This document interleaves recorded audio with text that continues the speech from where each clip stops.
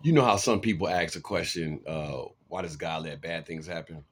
You ever heard that before? People say, well, if there's a God, well, why does he let, women get raped, or, why does he let children get taken advantage of? Why does bad things happen? Why does my grandma died and she was a good person? And I mean, I've heard that question before. I used to hear it I hear it all the time, even to this day. Why does God let these things happen? And that's always bothered me when I hear stuff like that, because the way people make it sound is like when they say, well, why does God let these bad things happen? They make it sound like God is actually there when they're doing these bad things, and he's actually there rooting for you. Like he's actually rooting, for the bad stuff. That's how it always sounds to me when people say, why does God let bad things happen? It always sound like that to me, like he's there rooting you on or something. It's nothing like that. And I will admit, when I was a little boy, I used to always ask myself that question too. But I always asked it like in my head or my heart. I never I never asked it out loud because I didn't want people to think that I was actually, doubting God. And of course I was never brave enough to really, excuse me, really ask God, why the, what I mean? Because I didn't want, what I mean? He's God. I didn't want God to think I was questioning or testing him because he's God. I can't defeat God. So I didn't want him to think stuff like that. So I never said it out loud or openly that I thought that, but I did think that. Now, I was a little boy then. Now I'm 47 years old. I have an electric scooter and I use it to get around. I don't have a car, whatever. But I was on my scooter couple I'll say about 4 days ago, and I was riding. I was going to see my son. And the question that I always had in my heart from years ago when I was a little boy, I truly believe God actually answered the question for me. Now I'm not going to get all into all of that God said and make this a spooky video. I don't get into all of that.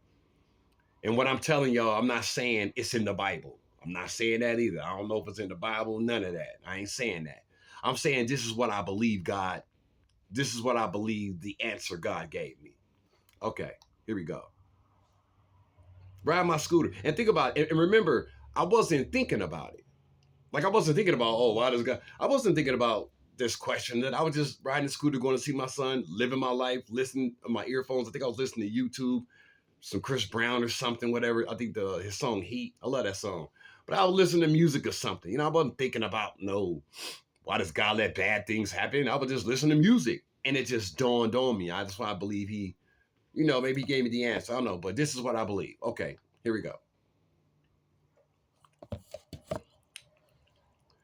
It's not that God let bad things happen, because he doesn't.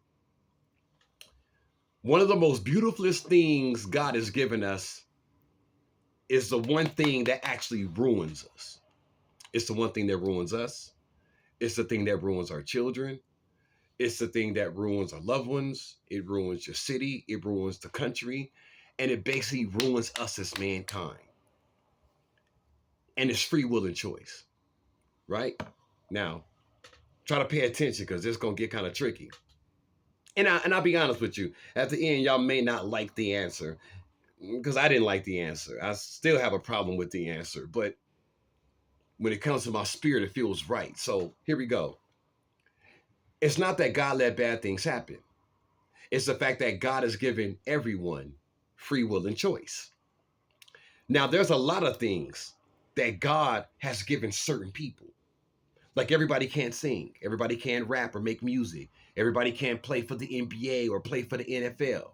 You know what I'm saying? Everybody can't be a ballerina and pirouette and dance on your toes. That crazy dance they be doing. Like the ice skaters, how they be doing them weird little, like, I don't seen people do stuff. Okay, that's the type of being God is. So yeah, God has given every single person something, but he's given everybody different things predominantly. But free will and choice, now that's something God has given everybody. Those of y'all who are watching, there is nobody, there is no person, there is no man, there is no woman that you could ever name that don't have free will and choice. Why? Because that's something God has given every man. The people back in the Bible days had it. We have it. when we're dead and gone, years from now, people come to the earth, babies being born, yes, they'll have the same thing, free will and choice. They may not be able to sing, they may not be able to rap, you know what I mean? You may not be able to play ball or, dunk on people. Yeah, you may not be able to do that. You may not even be able to fight, but you'll have free will and choice. You can't deny that. Okay, everybody has free will and choice. Now watch this part, because this is where it gets this is the part where it gets tricky. And please y'all don't hate me for this. Don't look at me funny and weird. But this is what it is. When it comes to bad things happening, that's free will and choice. God has given every man free will and choice, and that he will never ever override. God will never override your free will and choice after he's given it to you. I'm gonna let that sink in for a minute. Okay, so now that we know that you have free will and choice and God won't override that, here it goes. Let's take the ride. People say, why does God let bad things happen? Okay, so riddle me this. So if God intervenes, let's use some examples. Let's say a man is finna, and if God intervenes and take away someone's free will and choice to think and do perverted things and bad things and crimes and things of that nature, if God intervenes, because remember, y'all say, why does God let these things happen? Okay, cool. So let's say God intervened and God did say, you know what? And let's say he caught somebody finna do a crime or a heinous act. So let's say God say, okay, well, if I take away this person's free will and choice to do a crime or do something, something real bad to people or murder people, if I take away this person's free will and choice to do that, then yeah, God has to do that all the way across the board. You know why? Because we're talking about free will and choice. And remember, free will and choice is something that God has given everybody. It's not like he can strip you of a certain characteristic and everything is in order still. Well, no, because if God takes away one person's free will and choice, he has to take away everybody's free will and choice. Why? Because he's given everybody free will and choice. You understand that? Okay, so if God takes away this person's free will and choice to want to do bad things and crime and all that good and all that bad stuff, well, then, yeah, here's the harsh reality, people. God has to take away your free will and choice for anything. Your free will and choice to choose what clothes you want to wear in the morning. Your free will and choice to choose what car you choose to buy. You got $1 million in the bank. And you're going to go buy you a nice Ferrari. But then God intervenes and he says, but whoa, wait a minute. You can't buy a Ferrari. And you like, why, Father? Because that's free will and choice. I'm taking that away from you. I'm going to tell you what car to buy. We wouldn't like that. Now, do we like when people do crimes and crazy and murder and stuff like that? Of course we don't like that. But that's just something that I guess we just have to deal with, and something we have to understand that may be something that we never understand. But I truly, truly believe that's why it's like that. So it's not that God let bad things happen. It's the fact that God has given us all free will and choice. So yeah, when you say, oh, why God let it happen? Okay, well then if God intervenes, you have to understand this. You cannot afford to overlook this. If God intervenes, well, then yes, and takes away a person's free will and choice to take advantage of women and children and things of that nature, well, then yeah, God has to take away your free will and choice to do whatever you want. If you're the type of female that likes tall men, well, yeah, God got to take away that free will and choice for you to actually have that. You know what I mean? If you got 3 jobs that's calling your phone, and they're all good, and you get to pick which one you want because you're gonna go with the one that's paying the most. Wrong. You don't get to choose the job that's paying the most. Why? Because your free will and choice is taken away. You don't get to choose what restaurant you take your lady to, fellas. Why? Because that's free will and choice. God is taking that away. Well, why did he take that away? Because he took away somebody else's free will and choice to do bad things and crime and all that good stuff. Yeah. So I just want to say there's a plethora of things about God that I'm pretty sure we don't understand and we may not ever understand.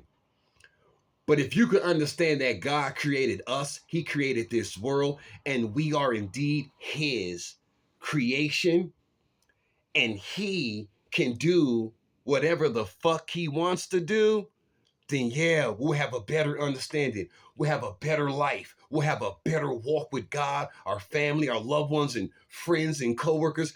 Yeah, we'll just understand. We'll begin to understand deeper. We'll begin to understand different when we start to understand that. Listen to me.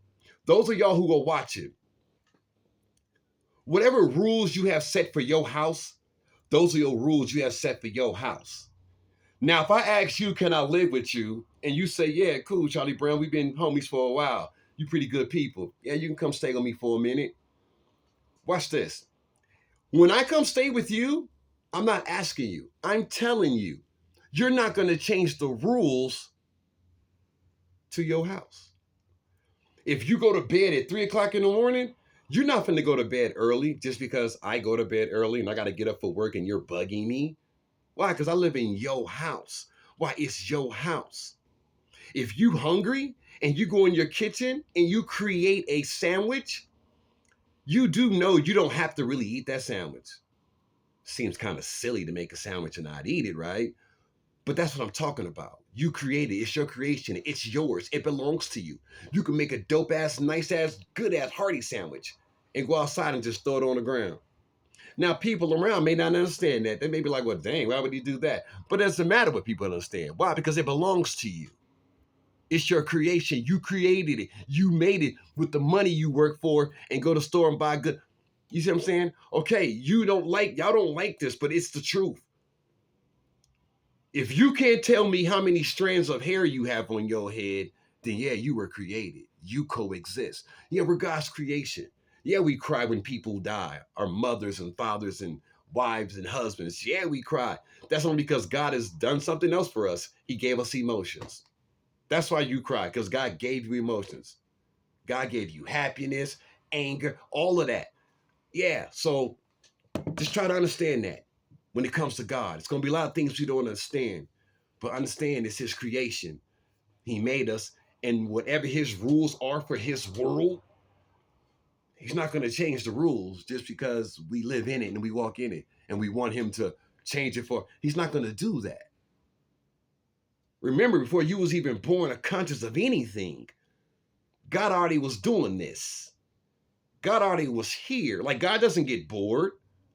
He's a spiritual, separate, divine entity. That's who he is. He's holy, he's powerful, and way too powerful for us. Why do you think he had to create his son Jesus in a whole different, immaculate way so Jesus can walk on the earth? Jesus was considered the incarnation, meaning God's presence on earth. Why do you think God had to do that? How come you think God didn't just jump down here and be like, oh, what's up, y'all?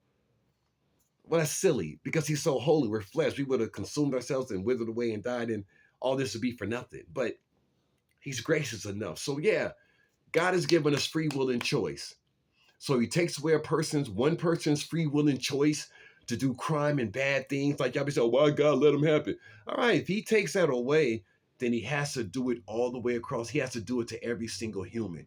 Why? Because free will and choice is something that he's given every single human. You cannot name a human that don't have free will and choice.